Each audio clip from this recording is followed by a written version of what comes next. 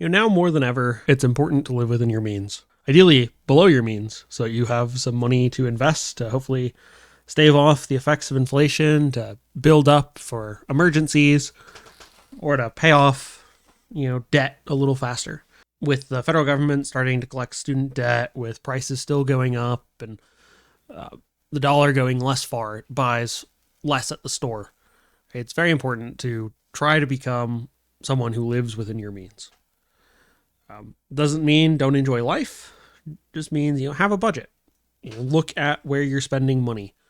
Look at where your money's going and make sure it's where you want it to go. If you have, 2 or even 3 subscription services, so you got Netflix, Disney, Hulu, or whatever they're called these days. They always change the names. If you got more than one of those and you're only using one of them, get rid of the other 2. Right? If you've got a membership to both Sam's Club and Costco, pick one and get rid of the other one. Or Walmart Plus even. I'm sure Target's got one. Maybe they don't. But, look at your subscriptions and get rid of the ones you're not using. If you're DoorDashing everything, look at what you're DoorDashing and see if you can't get it cheaper, cook it at home, do something different to save on even just the delivery fees. I don't normally use DoorDash because the last time I used it, I looked at what I would pay to buy the food. And then I looked at the total cost and I was like, there is a huge difference between those 2 numbers. And it's in the delivery fee, which was like 99 cents. And then there's other fees. And that was where it all went. And it's like, this just isn't worth it. I'm not paying, $50 for a meal for one or $70 for a meal for one. Right? Same for getting groceries delivered. It's just not something that's super feasible, especially if your groceries are like fresh fruit and produce and dairy and meat, right? They're going to stack all that stuff together. And then it's going to sit in their car. They're probably going to do more than one delivery. And some of that might go bad or be a lot closer to going bad than it would be if you went and got it yourself. Sometimes it's just not worth paying somebody else to do it because the quality of their work is going to be bad. And it may not be worth your money to do so, right? Especially with, student loans are coming due again for a lot of people. And that can be really hard, right? If you just make the minimums, I've seen multiple stories, shorts, YouTube videos on people who just paid the minimum and 15 years later they still owe the same amount they did when they got out of college. And that minimum payment may not be enough. You may have to pay more, right? You may look at it and go, oh, it's going to be $100 a month. I can deal with that. But you may never pay it off then because of the interest rate. So you got to look at that. Like credit cards are the same way. If you pay the minimum payment on your credit card and you ever max that thing out, you will never pay it off. At least not in a reasonable amount of time. It'll take you years to pay it off if you do that. I do not recommend it. Right? Buy things that you can afford.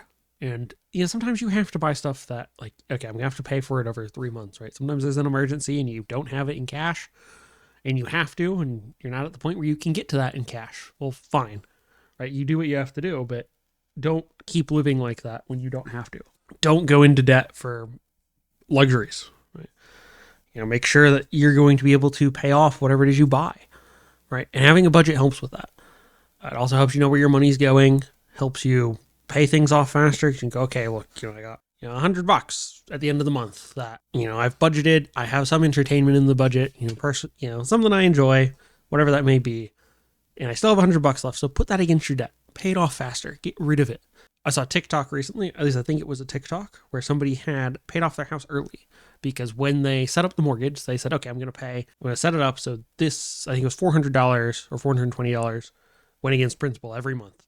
And they went and looked and they were like, I have $2,000 left on my mortgage, and they had $2,000 left on their mortgage, and that, they could pay it off right away was what they said in that video. And it's like, yes, go for it. That way you don't have to worry about how am I going to pay the mortgage this month? How am I going to pay the rent this month? How am I going to pay the utilities this month? That way you aren't in a position where you have to decide, am I going to put gas in the car or am I going to buy groceries? Right? You don't want to be in that position.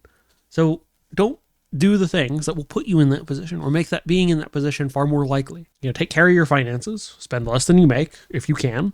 And I understand it's hard and everything's more expensive. Sometimes you have to cut luxuries. I personally am using a older phone. I'm using an older computer. I'm using an older tablet. Okay, I know, I like Lego and I like Warhammer. And so I budgeted in buying those things. When I want them, I budgeted in those things. So, that's where some of that money's going. And if I really wanted to Like if I needed a new phone, well, those would go away for a few months, or if not, probably closer to like 6 months, I think, with the price of phones. And, then I'd pay for it that way. But, if you don't have to do that, then don't. But don't take on those extra payments. They're just extra bills, right? Your car payment is an extra bill at the end of the month. It's an extra thing you have to pay off. And there's some people who are like, oh, I went and got an apartment I couldn't afford because it made me strive to do better. Like, if that works for you, that's great. But if that works for you, you're probably not having money trouble. So if you are having money trouble, if you do have debt, don't do what they're doing, because it's clearly an exception to most people. And it being online, it's really hard to know whether or not somebody who's telling you that is actually telling you the truth, right? You never know what they're actually doing. You never know what they've actually done, right? You only have what they're telling you.